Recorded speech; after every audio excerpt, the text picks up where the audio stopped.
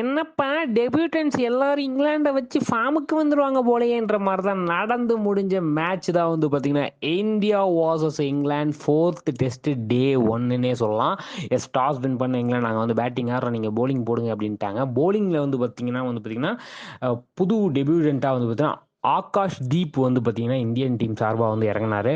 ராகுல் டிராவிட் கேப்லாம் கொடுத்து அவரை வந்து வரவேற்றார் பாருங்க. ஓப்பனிங் நான் போட்டு சரியான ஸ்பீடில் போட்டு விக்கெட் வேறு எடுத்துட்டாரு. நோ பால்ன்ட்டாங்க. மனுஷனுக்கு வந்து ஃபஸ்ட்டு மேட்ச்சு ஃபஸ்ட்டு விக்கெட், அது எப்படி இந்த மாதிரி நோ பாலாக போகும்போது எவ்வளோ கஷ்டமாக இருக்கும் அப்படின்ற மாதிரி ஒரு ஒரு எல்லாருமே வந்து பார்த்தீங்கன்னா என்னங்க போங்கங்க அப்படின்ற மாதிரி இருப்பாங்க. ஆனால் இந்த மனுஷன் சூப்பராக வந்து சரிடா நோ பால் தானே, என்னால் அடுத்த விக்கெட் எடுக்க முடியும்டா அப்படின்ற மாதிரி பார்த்தீங்கன்னா ஜாக் காரியை 42 ரனில் காலி பண்ணா அப்படி மனுஷன். அதே மாதிரி வந்து பென் டுகேட்டி ஓப்பனிங் பிளேயர் 2 பேருமே வந்து பார்த்தீங்கன்னா பென் டுகேட்டியை 11 ரனில் காலி பண்ணார்.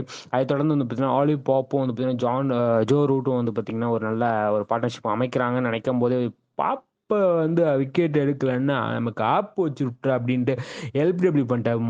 3 விக்கெட்டையுமே வந்து பார்த்தீங்கன்னா ஆகாஷ் தீப் தான் எடுத்தார். வாழ்த்துக்கள் வாழ்த்துக்கள் ப்ரோ, மென்மேலும் மலர வாழ்த்துக்கள்னு சொல்லிக்கிட்டு பேரிஸ்டோ 38 இருக்கும்போது வந்து பார்த்தீங்கன்னா அஸ்வின் பால் எல்பிடபிள்யூ ஆகிட்டு, அதை தொடர்ந்து வந்து பார்த்தீங்கன்னா பென் ஸ்டோக்ஸ் வந்து பார்த்தீங்கன்னா பயங்கரமாக ஆட போகிறாரு கேப்டன் அப்படின்னு நினச்சிட்டு இருக்கும்போது ரவீந்திர ஜடேஜா அவரை வந்து பார்த்தீங்கன்னா 3 ரனில் எல்பிடபிள்யூ எடுத்து கிளப்பி விட்டுட்டா அப்படி.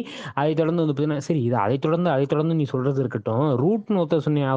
அவர் ஆடுறாரு இன்னும் ஆடிக்கிட்டு தாங்க இருக்காரு. மனுஷன் வந்து பார்த்தீங்கன்னா இத்தனை மேட்ச்சில் விட்டு இந்த மேட்ச்சில் பிடிக்கிறேன் அப்படின்ற மாதிரி ஆடிட்டு இருக்காரு. யாரா ஒரு ஆள் இந்த மாதிரி வந்து நமக்கு மாட்டிக்கிறாங்க அப்படின்ற மாதிரி போயிட்டு இருக்கும்போது சரி நீ வாட்டுக்கு ஆடு, இந்த பக்கம் விக்கெட் நான் எடுக்கிறேன்னு பார்த்தீங்கன்னா பென் ஃபோக்ஸை வந்து பார்த்தீங்கன்னா 47 ரனில் சிராஜ் காலி பண்ணுறாரு. அதை தொடர்ந்து டாம் ஹார்ட்லியும் வந்து பார்த்தீங்கன்னா 13 ரனில் காலி பண்ணுறாரு சிராஜ். ஸோ அதை தொடர்ந்து ராபின்சனும் ரூட்டும் ஆடிக்கிட்டு இருக்காங்க. அந்த பக்கம் செஞ்சுரி போட்டுட்டாரா ரூட்டு அப்படின்ற மாதிரி வந்து பார்த்தீங்கன்னா 226 பாலுக்கு 106 ரன்னுன்ற மாதிரி வந்து பார்த்தீங்கன்னா ரூட் ஆடிக்கொண்டிருக்கிறார். ராபின்சனும் வந்து பார்த்தீங்கன்னா 60 பாலுக்கு 31 ரன் ஆடிட்டு இருக்கும்போது வந்து பார்த்தீங்கன்னா எண்ட் ஆஃப் டே 1 அப்படின்ற மாதிரி வந்து பார்த்தீங்கன்னா முடிக்குது. ஸோ ஓவராலாக 90 ஓவர்களுக்கு வந்து பார்த்தீங்கன்னா இங்கிலாந்து வந்து 302 ரன் 7 விக்கெட் அப்படின்ற மாதிரி வந்து பார்த்தீங்கன்னா ஆடி இருக்காங்க.